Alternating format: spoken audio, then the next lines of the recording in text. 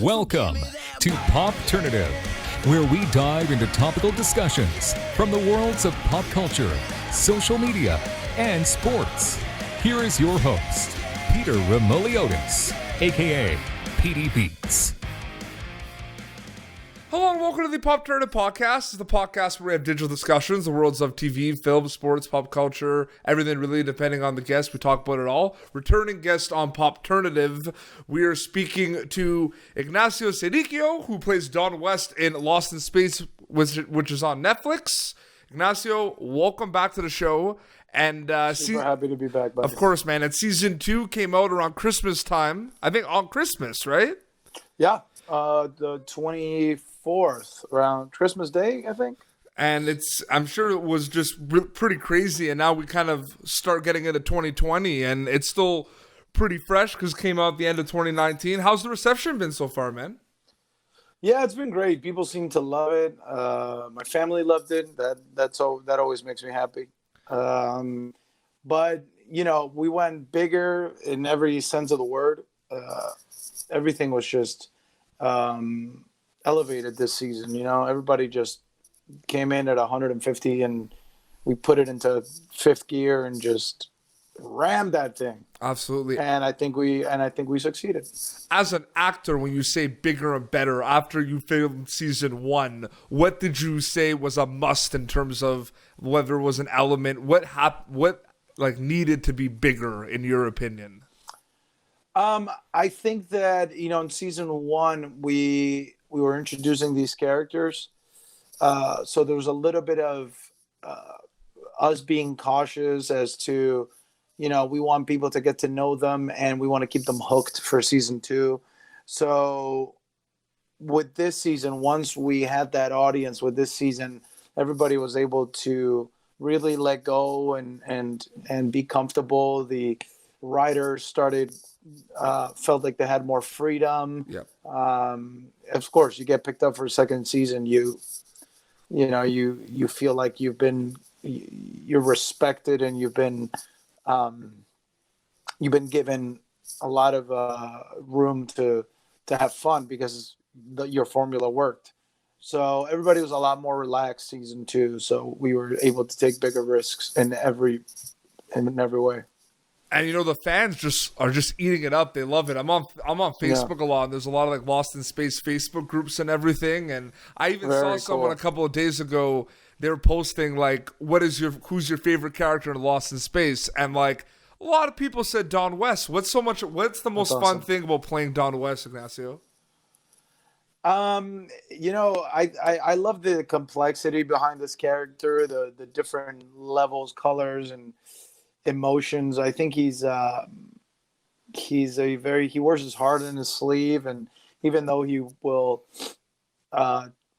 try to come off as this put together kind of guy, like someone who just has all the answers, he really doesn't. He's just trying to survive and trying to make the most out of it, and you know, trust himself and his chicken, and that's pretty much it. You know, second season he really gets to he gets closer to the Robinsons. You know, they've been together for 7 months, but I think it's also the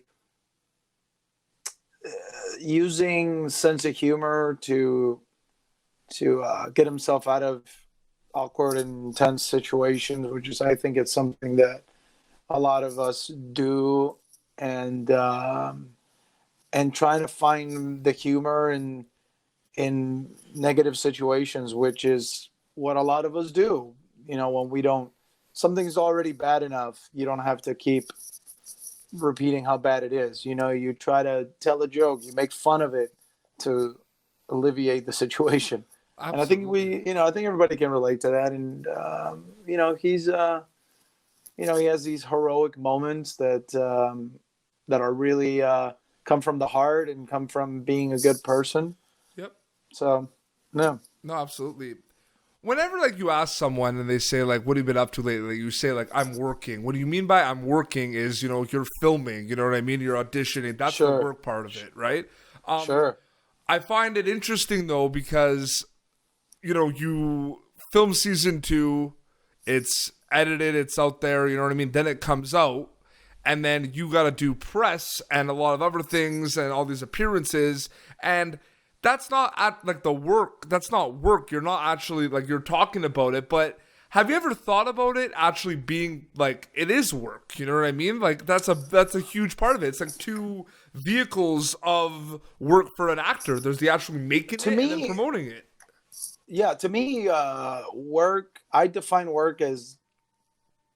I define work as doing something you don't like to do.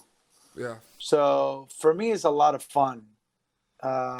You get to play pretend for work. I have a lot of fun. I make sure that I have a lot of fun and everything. I think for me, doing work for me is going to the DMV. For me, work is like doing my taxes.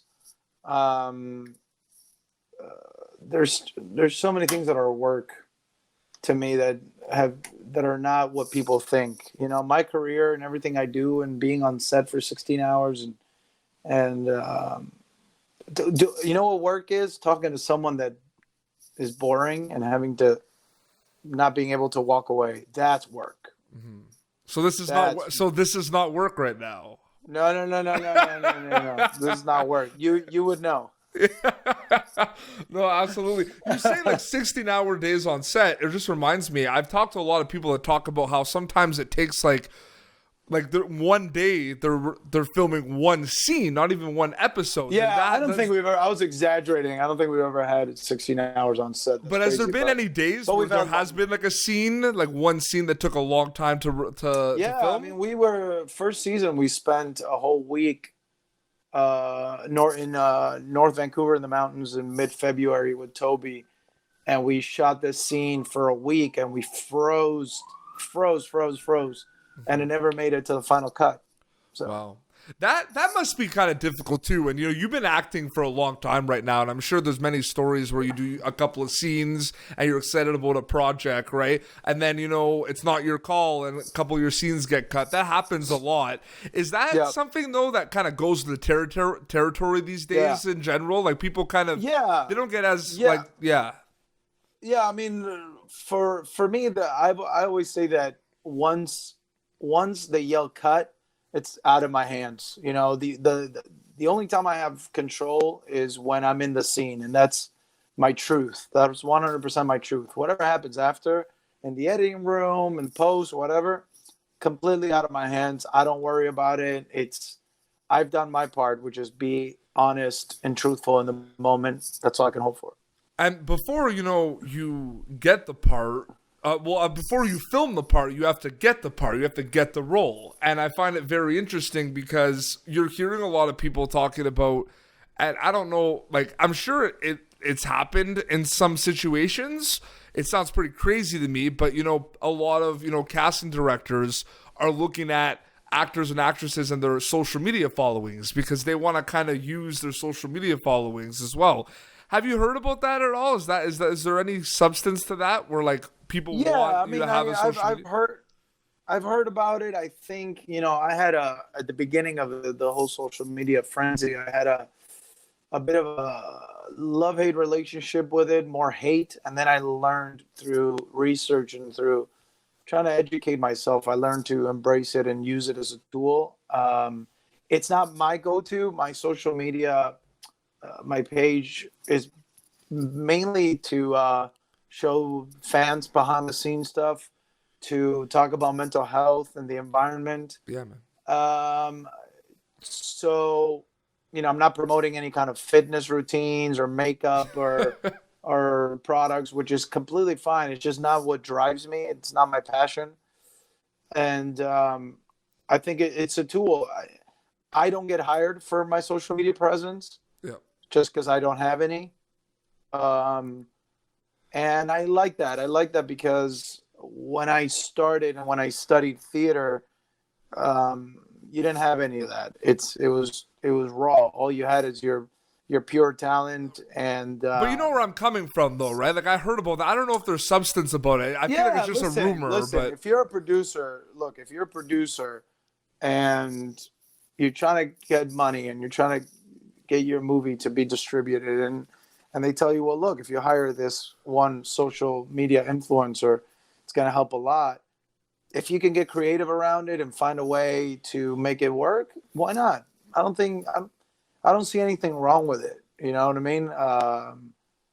The marketing and the way we watch things and the way we find out about things has changed. So evolve with it, embrace it, and use it to your advantage, and just like anything.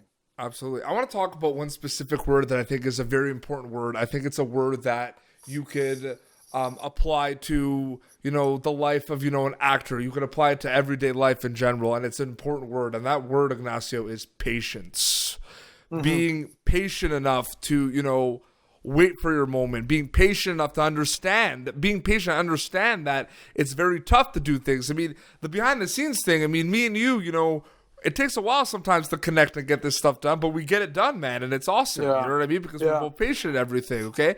In terms of, people that kind of want to be in, someone, your footsteps, and want to actually, be an actor and be on these cool shows, how important is patience in your opinion?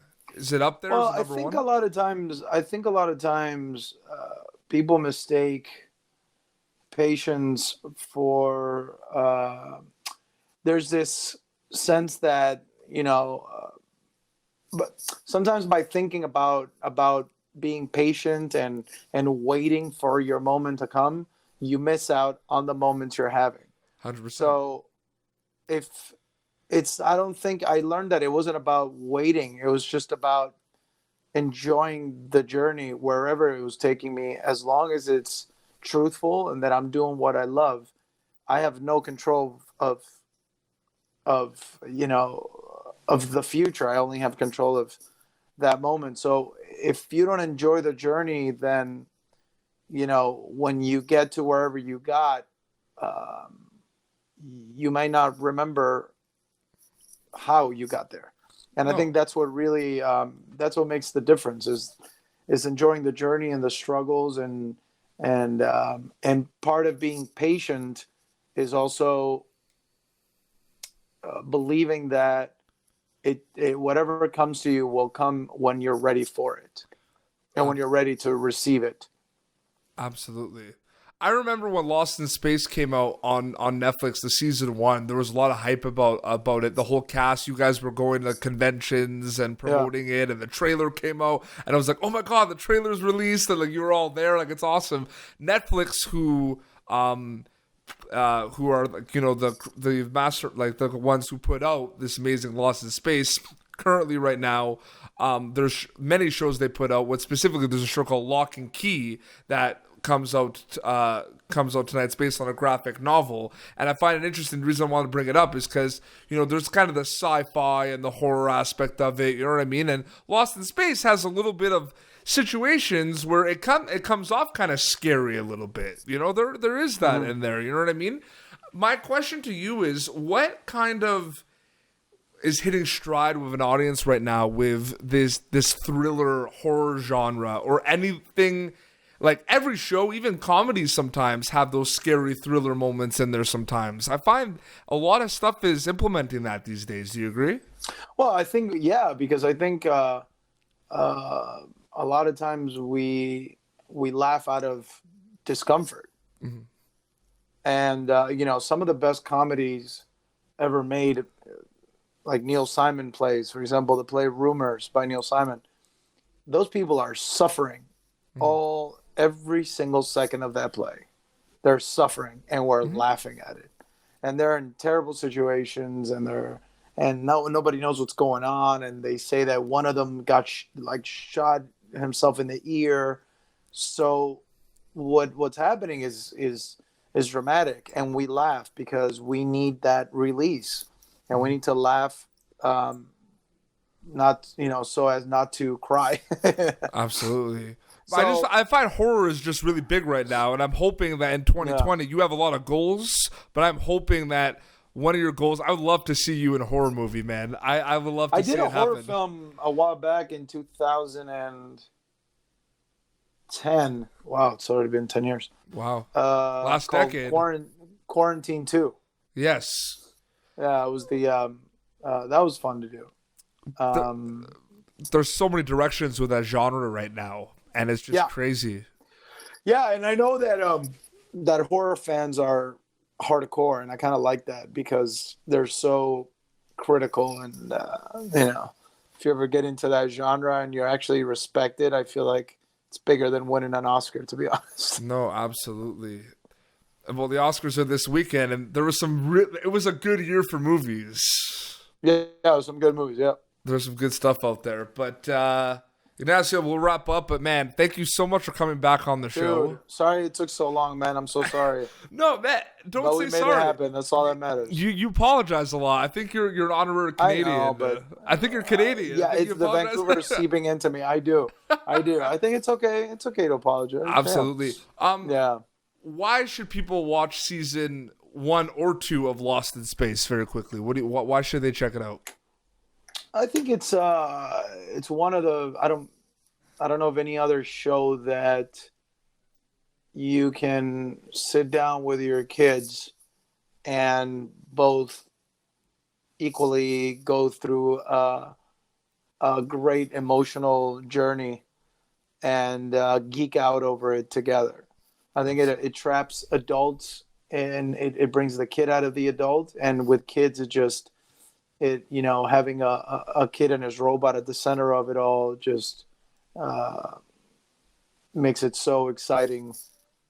So I think it's a perfect combination, and it's one of those shows that's bringing back the way we used to watch TV together as a family, sitting down on the couch and enjoying it together and going through the emotions together, rather than sitting in the bathroom on your phone. No, absolutely. And laughing at yourself. So you claim that you don't have a good social media presence, but it's pretty good. Where can people follow you on social media to keep up?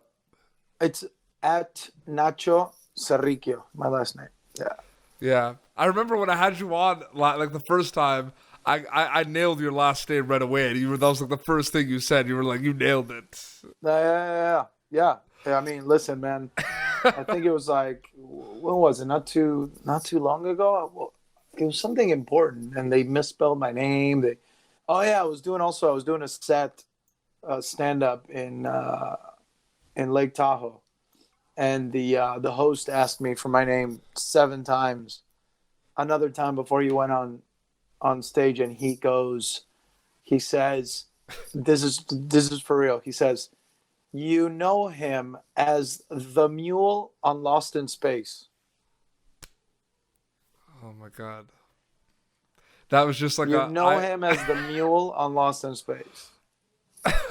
He probably had the cards that said like you could recognize. And then he comes out it's like, dude, I'm sorry. There's Shrek and there's a donkey, so I thought maybe you were the mule on it. I was like, you got it, buddy. I don't know what to say to that. I don't know what you say to that. I'm sorry you had to go through that. I didn't go through that. I'm not, dude. I'm not. When you're doing stand up, that's gold. That's amazing. Well, seriously, man, thank you so much for coming back on the show. All right, brother. Thank you so much. I'm hoping for a season 3, and man, all the best to you in the future, man. That's awesome. Thank you, my brother. No problem. Well, this has been Popternative, youtube.com/Popternative for previous episodes. And until next time, this is Ignacio Serricchio and PD Beats signing off. Thank you for tuning in to Popternative. Make sure to check out our past episodes of Popternative on YouTube. Be sure to like Popternative on Facebook and follow us on Twitter. This has been an Autograph Communications production.